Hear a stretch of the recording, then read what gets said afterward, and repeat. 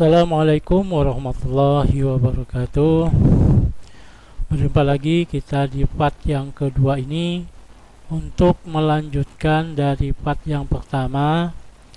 Pada part yang pertama kita sudah membahas sedikit mengenai ZiaZBT, hardware serta software yang diperlukan untuk menjalankan aplikasinya. Untuk part yang kedua ini kita akan langsung memberikan tutorial awal instalasi ZiaZBT-nya.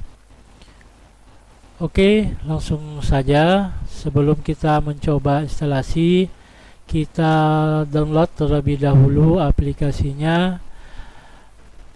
Pertama kita buka browser, kemudian pada pencarian kita cukup ketik ZiaZBT.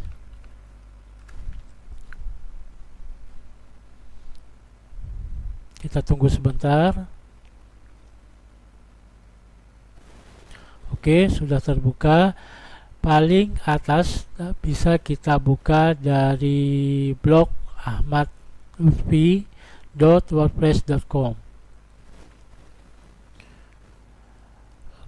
Kemudian pada kategori kita klik pada aplikasi CBT. Di sini dapat kita lihat judulnya aplikasi ujian online ZiaZBT. Ini update yang terbaru ya, versi 2023 pada tanggal 28 bulan November. Jadi di sini udah terupdate terbaru. Langsung aja kita cari link downloadnya. Download aplikasi ujian online ZiaZBT. Sini.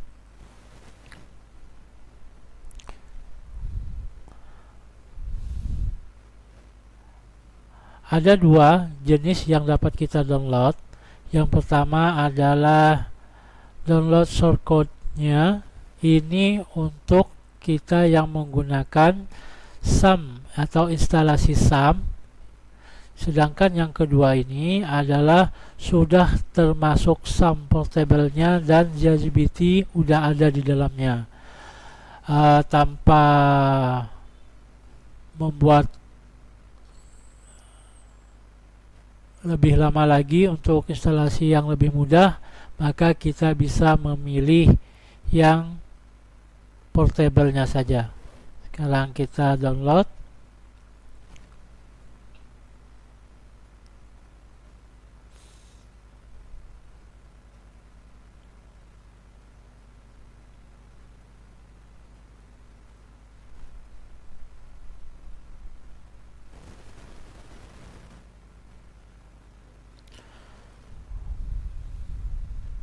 Ya, klik tombol download, kemudian download anyway.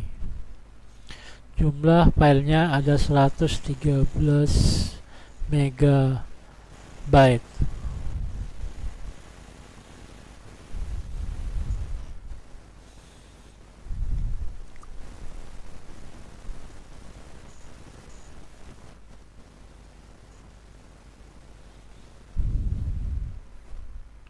Sudah selesai, kita buka di folder download. Nah, di sini masih dalam bentuk file zip, maka terlebih dahulu kita ekstrak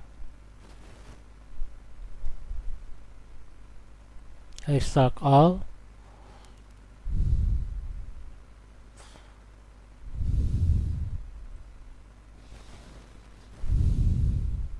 Ekstrak.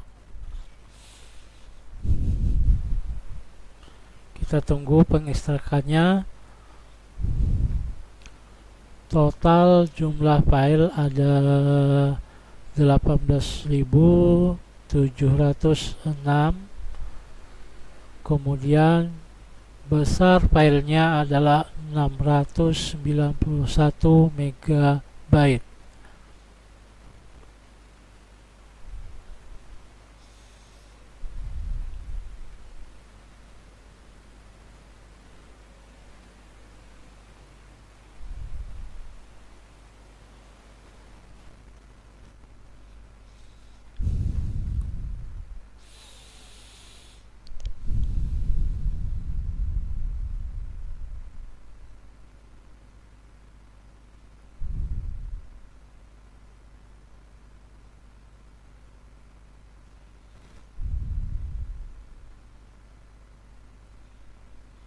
Kita tunggu.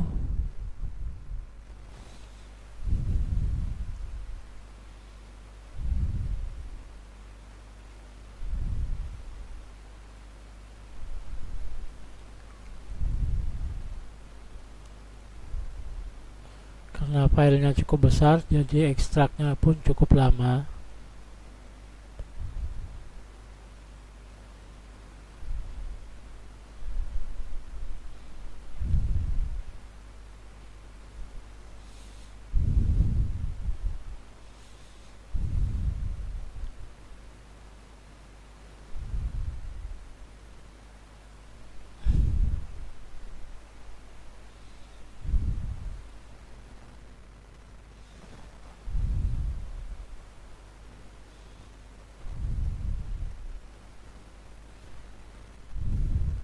Oke, sudah selesai.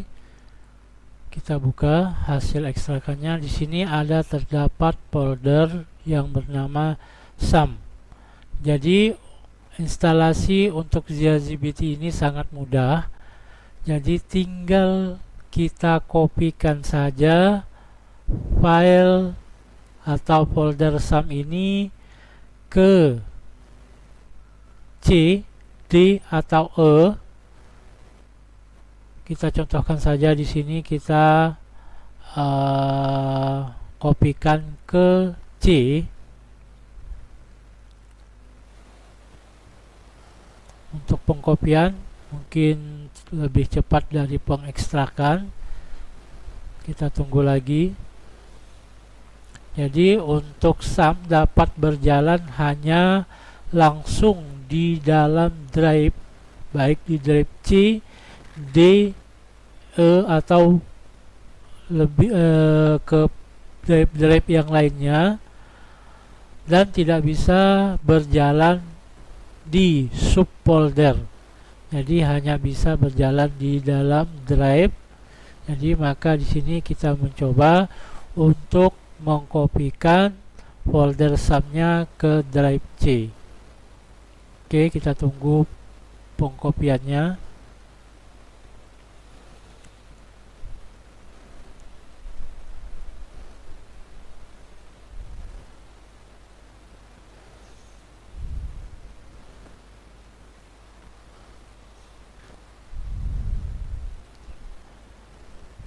Detik lagi.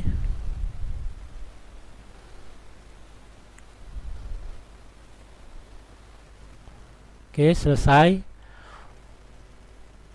Untuk tahapannya udah selesai sampai tahap ini, maka yang perlu kita lakukan untuk menjalankan aplikasinya adalah kita buka folder dari SAM tersebut.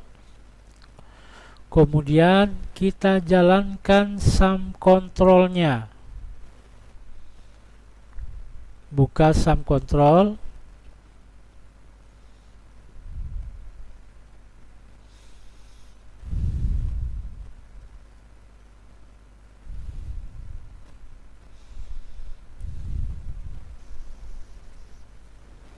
Oke. Sekarang kita jalankan Apache-nya, start Apache-nya. Oke, kalau sudah hijau berarti sudah berjalan. Kemudian MySQL-nya. Oke, sudah berjalan. Kita cukup minimizekan. Kemudian kita buka kembali browser di komputer atau laptop kita dengan cara mengketik localhost, kemudian kita enter. Ya, di sini dapat kita lihat bahwa aplikasi ZiaZBT berjalan dengan normal, dan begitulah instalasinya, cukup mudah tanpa perlu melakukan berbagai macam trik atau hal-hal yang berbau data. Hanya cukup pindahkan, kemudian aktifkan, dan bisa kita jalankan di browser apa saja. Di sini akan kita perkenalkan tampilan mengenai ZiaZBT di mana tampilan yang kita lihat di sini adalah tampilan untuk user logging sebagai peserta didik. Jadi nanti kalau peserta didik untuk mengerjakan sebuah tes atau soal, maka peserta didik tersebut akan login di sini, username atau passwordnya yang nanti akan kita buatkan di aplikasi database ZiaGPT ini. Sedangkan untuk admin masuk login tidak melalui halaman ini, tetapi melalui halaman login operator, ada di sudut sebelah kanan bawah ini. Ada login operator, silakan klik. Nah, tampilannya akan berbeda sedikit. Untuk user dan password standar untuk masuk pertama sekali adalah admin, dan passwordnya juga admin. Kita login.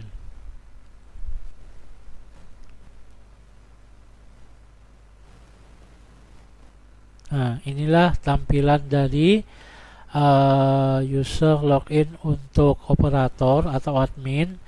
Dapat dilihat di sini menu-menu yang ada di sebelah kiri. Ini nama Ahmad Lutfi sebagai user pembuat dari aplikasi ini. Nanti bisa kita buat user lain dengan nama kita sendiri. Jadi kita fokus dulu ke instalasi dan pengenalannya terlebih dahulu. Baik, pertama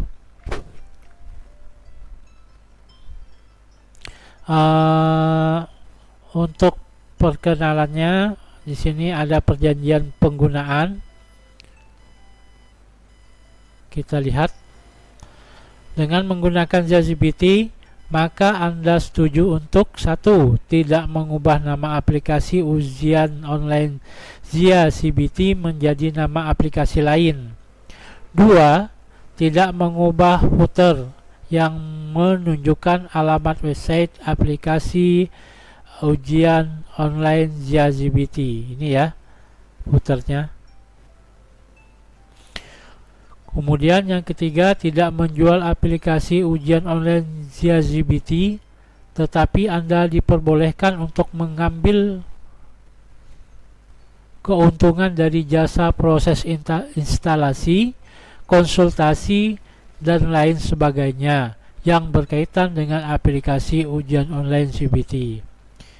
Jadi aplikasi ini 100% gratis, tidak diperjualbelikan.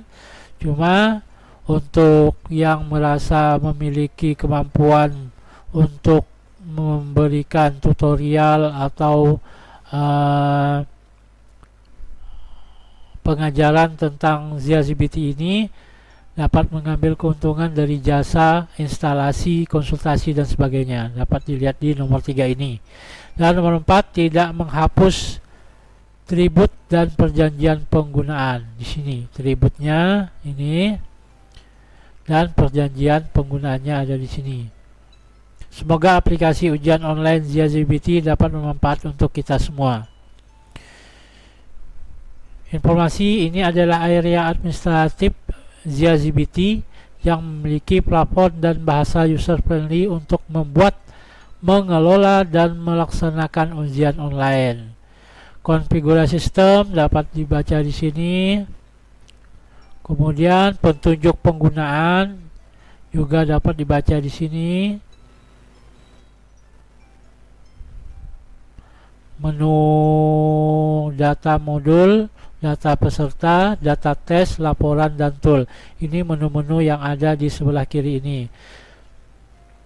Baik, untuk selanjutnya kita berkenalan dengan menu-menu yang ada di sebelah kiri ini. Data modul. Pertama ada topik.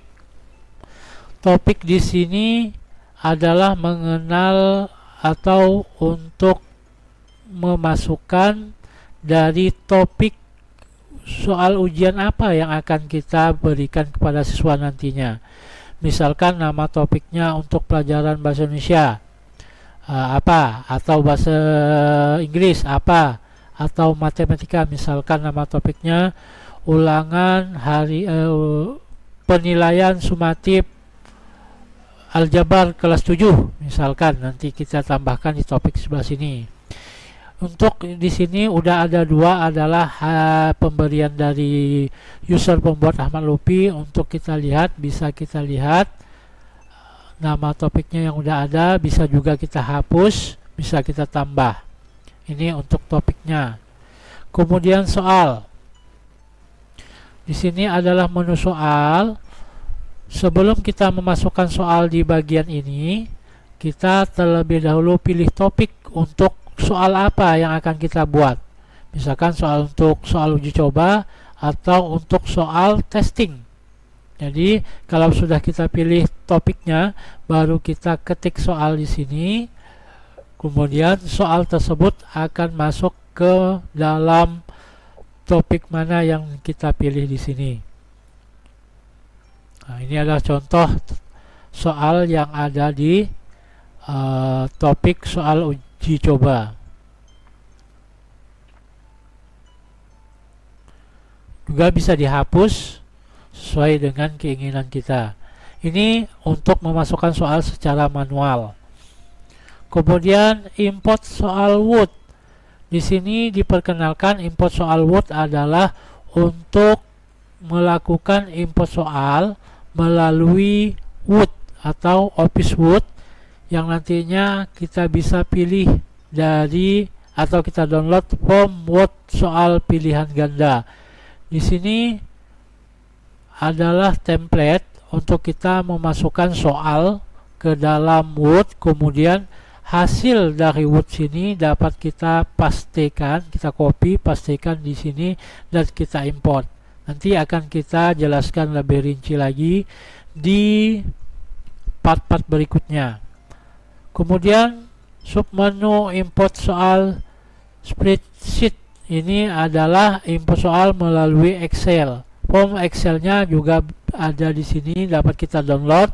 Nanti kita akan isi soal-soal yang ada di form Excel, kemudian dapat kita import. Kemudian di sini ada daftar soal.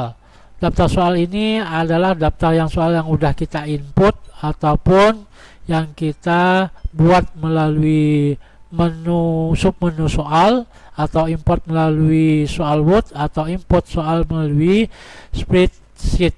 Jadi kita pilih topiknya, misalkan di Diapul masih 0, kita lihat di sini masih 0, maka hasilnya tidak ada soal. Sedangkan yang ada soalnya di sini ada 11, berarti ada 11 soal yang udah diinput di bagian topik uji coba ini.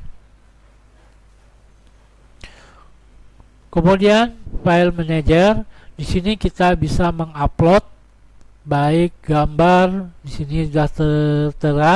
File yang didukung adalah JPG, JPG, PNG dan MP3. Maka di sini untuk pemilihan file yang akan kita upload. Kalau di sini membuat folder atau directory di dalam data file upload di sini. Kemudian menu berikutnya adalah data peserta. Data peserta ini dibagi menjadi 4 submenu. Pertama, daftar grup. Daftar grup ini yang udah ada nanti bisa kita hapus dan bisa kita buat sendiri grupnya. Misalkan tambah grup ini misalkan kita buat seperti kelas. Grup kelas 7A kalau untuk SMP misalkan. Kalau untuk SD, grup kelas 6A. Di sini nanti akan kita buat grup-grup yang ada atau kelas-kelas yang telah kita buat atau kelas yang kita ajarkan di dalamnya. Kemudian daftar peserta. Di sini juga contoh ada, bisa kita tambah peserta didik satu persatu, masukkan ke grup mana, nanti akan kita tambah peserta tersebut. Cukup mudah. Kemudian import data peserta. Di sini juga ada disiapkan adalah secara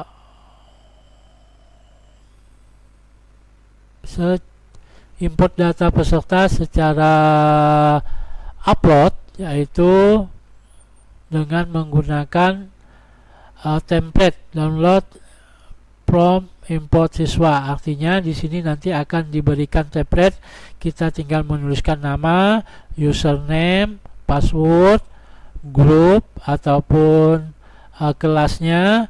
Nanti kita bisa langsung upload file tersebut, sehingga untuk daftar peserta tidak perlu kita masukkan atau kita input satu persatu, bisa sekaligus dengan import data peserta. Kemudian sini ada juga menu cetak kartu. Menu cetak kartu ini digunakan untuk memberikan kartu ini kepada peserta didik dalam rangka mereka login. Jadi mereka kita contohkan di sini adalah grup 11 mm cetak kartu. Nah, di sini dapat kita lihat ada dua, karena hanya ada dua peserta didik sebagai contoh. Di sini dapat kita lihat username dan passwordnya ada tertera di kartunya. Jadi juga dapat kita gunakan sekiranya untuk melakukan tes penilaian sumatif. Kita akan terlebih dahulu mencetak kartu ini, kemudian kita bagikan, sehingga peserta didik tidak perlu bertanya-tanya lagi kepada kita. Jadi cukup melihat kartu ini untuk login, username dan passwordnya sudah tertera di sini. Oke, kemudian data tes. Data tes ada 5 submenu. Jadi sebelum kita melakukan tes, kita tambah tes dulu. Di sini adalah untuk melakukan pengelolaan tes, nama tesnya apa, deskripsinya apa, waktu, tentang waktu untuk pelaksanaan tesnya kapan, grup mana saja yang nanti akan ikut. Misalkan hanya grup 1 kelas, maka pilih cukup 1 kelas. Kalau 2 kelas, maka dapat dipilih 2 kelas. Waktu tes, berapa lama waktu tesnya, poin dasar 1 soal berapa poin dapat kita atur di sini. Kemudian jawaban salah berapa, kemudian jawaban kosong berapa. Kemudian tunjukkan hasil ke peserta jika sudah selesai. Maka kalau kita untuk menunjukkannya ke peserta, maka di checklist. Kalau kita tidak ingin menunjukkan hasilnya ke peserta didik, maka cukup dibuang tanda checklistnya. Kemudian detail hasil. Detail hasil ini menunjukkan dari apa yang peserta didik kerjakan, mana yang betul, mana yang salah akan ditampilkan di sini. Kemudian token. Ini juga diperlukan atau tidak, tergantung gurunya nanti. Kalau token diperlukan, maka tinggal diklik.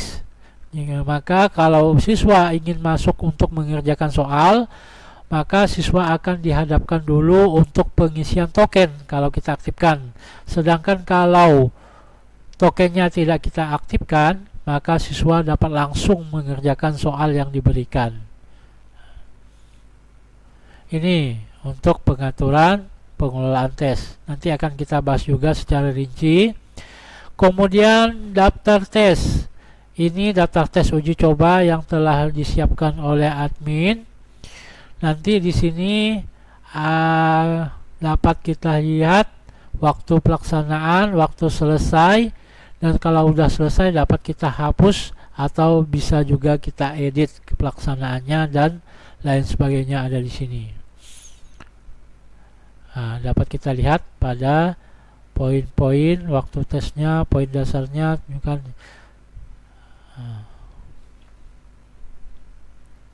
Kemudian evaluasi tes. Evaluasi tes ini adalah dilakukan untuk soal yang berjenis esai. Jadi ZiaGPT ini hanya mendukung 3 jenis soal, yaitu pilihan ganda, esai, dan jawaban singkat. Untuk esai, maka di evaluasi tes inilah kita mengoreksi hasil jawaban dari peserta didik. dan dapat kita mengambil atau memberikan skor kepada masing-masing peserta didik untuk mengerjakan esai tersebut. Maka di menu evaluasi tes ini guru sebagai pendidik dapat memberikan nilainya sesuai dengan jawaban yang diberikan peserta didik. Kemudian hasil tes. Di sini nanti akan tertera hasil tes dari siswa yang mengerjakan soal pada tes tertentu. Misalkan kita pilih di sini ada tes apa. Kalau ini tesnya semua tes, semua grup. Jadi bisa kita tentukan peserta mana yang akan kita lihat hasil tesnya. Dan urutkan dari nilai terendah, nilai tertinggi atau nama user. Ini berdasarkan dari nama peserta didiknya.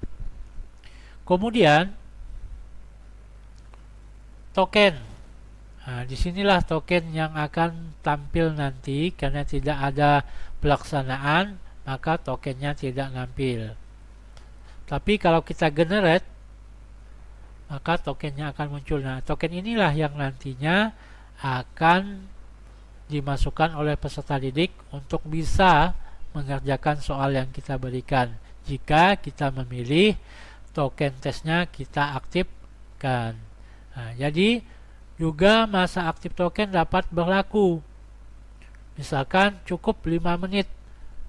Nah, untuk menghindari kecurangan siswa yang log out, maka kita bisa mengurangi atau membatasi masa aktif token lebih sedikit lagi. Untuk daftar tes yang mana yang digunakan nanti akan timbul apabila tambah tes atau daftar tes telah tertera di sana. Kemudian menu laporan. Di sini ada dua, analisis butir soal. Jadi kita dapat mencetak atau mengekspornya dalam bentuk Excel. Analisis butir soalnya. Kemudian rekap hasil tes juga dapat kita ekspor melalui tombol ekspor dan hasilnya nanti akan menjadi file Excel juga. Ini adalah menu untuk laporan yang kemudian dapat kita cetak hasilnya. Kemudian menu tool, menu database. Di sini untuk backup database dan backup data upload. Untuk close session, sini dapat dibaca backup dan backup data upload. Ekspor atau impor soal. Di sini dapat kita lihat ekspor data soal. Klik tombol ekspor data soal untuk melakukan ekspor data soal. Distribusi data soal untuk server lain. Artinya kita misalkan ada dua ZiaGBT, yang satunya soalnya sudah lengkap, yang satunya belum lengkap, maka yang misalkan di komputer ini udah lengkap soalnya, datanya, maka dapat kita ekspor data soal ini ke ZiaGBT di perangkat lain atau laptop lain atau komputer lain. Nah, untuk komputer lain yang menerimanya, maka dapat dilakukan dengan tombol atau di sebelah kanan import data soal dengan memilih file yang akan kita import, kemudian klik import data soal. Jadi soal yang ada di komputer lain dapat kita pindahkan ke komputer yang lainnya yang sama-sama mempunyai ZiaGBT. Kemudian menu pengaturan. Menu pengaturan ZiaGBT ini adalah menu di mana kita bisa mengubah sedikit tulisan yang ada di aplikasi ZiaGBT. Misalkan nama aplikasinya apa, misalkan, atau nama sekolah kita. Bisa kita tulis SMP Negeri 1 mane ku tahu misalkan. Kemudian keterangan bisa kita ubah.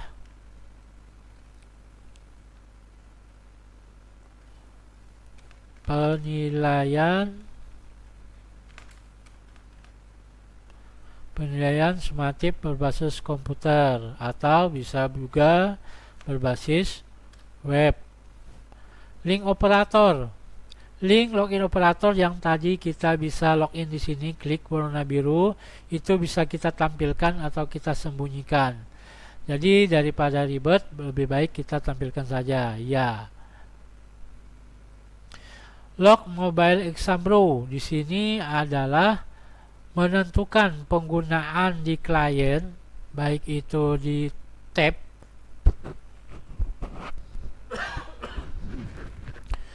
ataupun di HP, apakah kita menggunakan Exambro atau tidak. Di sini dapat kita pilih iya atau tidak. Kalau iya, maka di tab atau di HP itu wajib menggunakan aplikasi Exambro, di mana aplikasi tersebut sudah dibahas di part yang pertama. Di situ ada Exambro ZiaGBT khusus untuk ZiaGBT.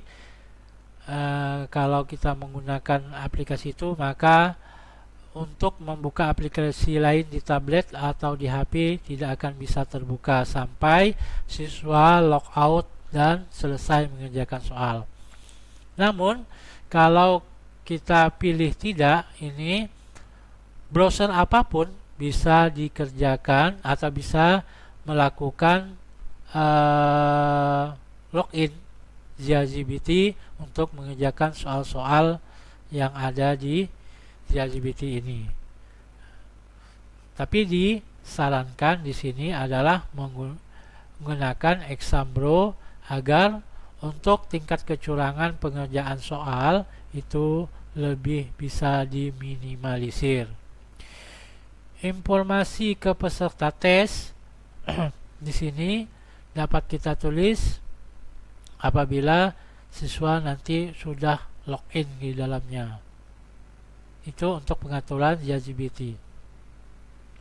Kemudian pengaturan user. Di sini user bisa kita tambah, bisa kita hapus. Di mana nanti user inilah yang berfungsi sebagai admin.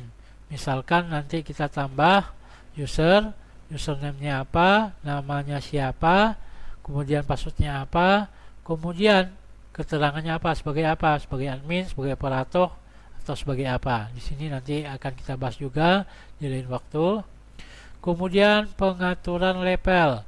Ini adalah sebatas informasi pengaturan level.